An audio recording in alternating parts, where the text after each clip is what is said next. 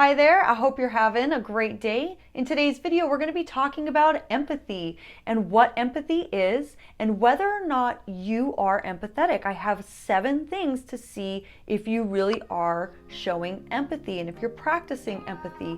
And also, do you want a deeper connection with the people that you have in your life? Do you want better, long-lasting relationships? Empathy is actually the way to go. And if you have children or if you have a spouse, this is going to help foster the communication that you have with them. They're going to feel like they want to come and talk to you more often. They're not going to know why, but it's going to be because of empathy.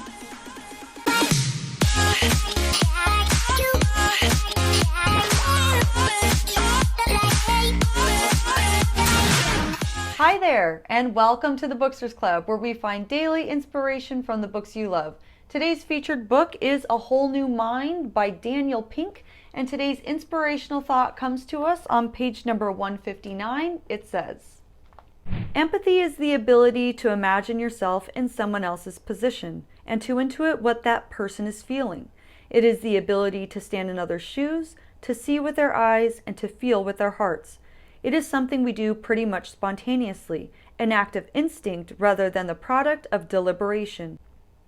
But empathy isn't sympathy, that is, feeling bad for someone else. It is feeling with someone else, sensing what it would be like to be that person.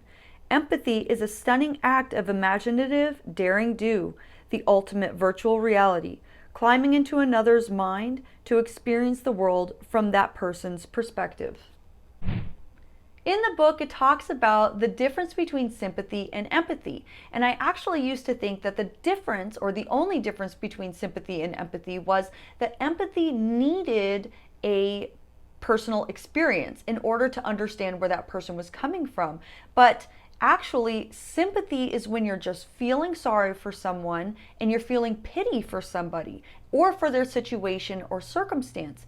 Empathy doesn't always necessarily require you to have gone through that same exact experience. In fact, all you really need is to be able to imagine what that might feel like and to be able to put yourself in that person's shoes. So now you're not feeling sorry for the situation or the person, but now you're trying to see and feel what it is that that person is actually feeling themselves.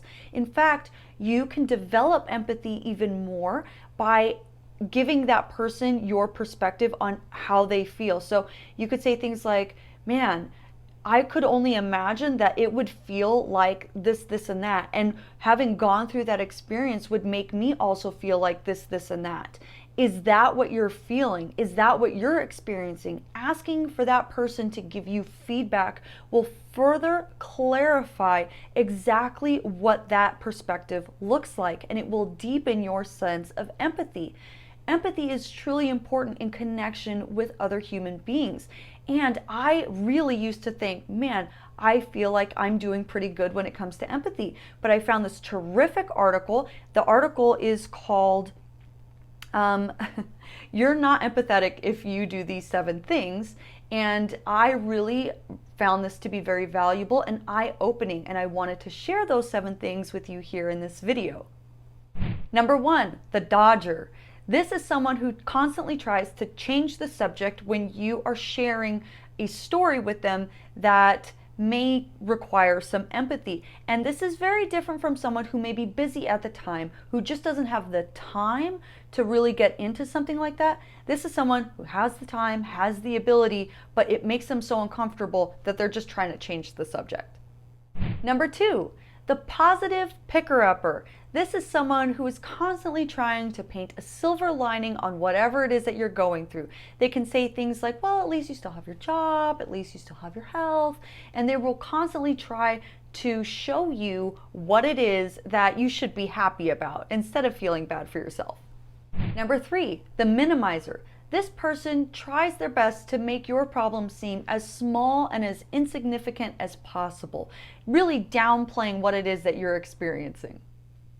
Number 4, the advisor. This person is constantly trying to fix things and believes that you're sharing that particular situation or story with them because they're looking for some kind of a solution. In fact, that's not always what is the real reason why people share their experiences with. Sometimes it's looking for understanding, acknowledging, and connection. So if you find yourself in that situation and somebody is sharing something with you that you feel like you might have a solution for, wait for a phrase or phrases like, "What should I do?" or "What's your advice?" Number 5, the storyteller. This person is always ready with somebody else's story that they are dying to share with you. So you could be going through a situation and you're explaining to that person what it is that you're feeling and experiencing, and that person is super ready to just tell you about somebody else that they've heard of who's just going through the same exact thing.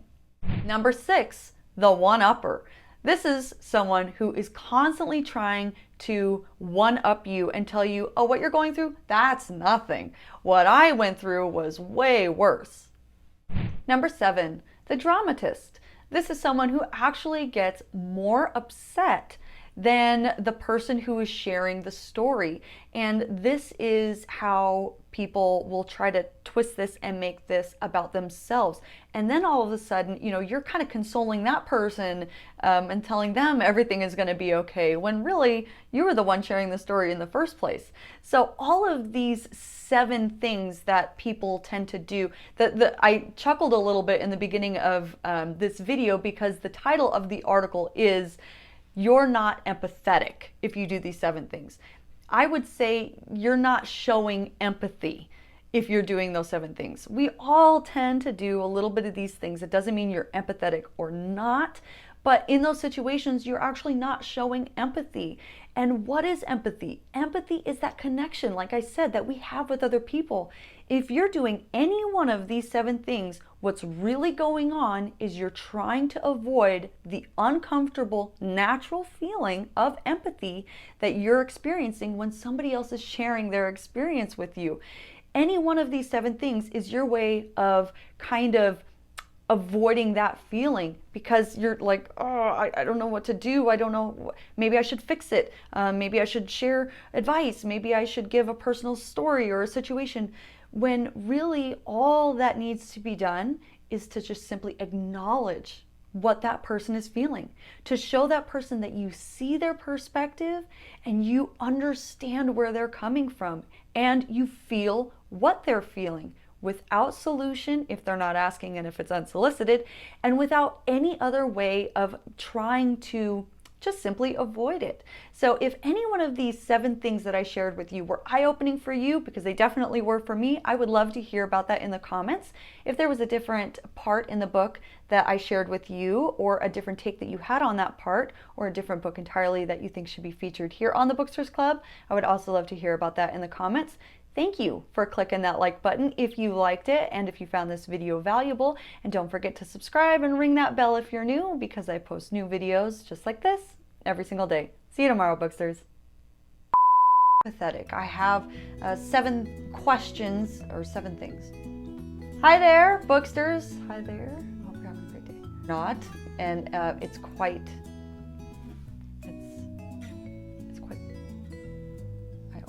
today's featured. I want to create more space. And I used to think Sympathy needed an actual, empathy. And they're constantly trying to find a way,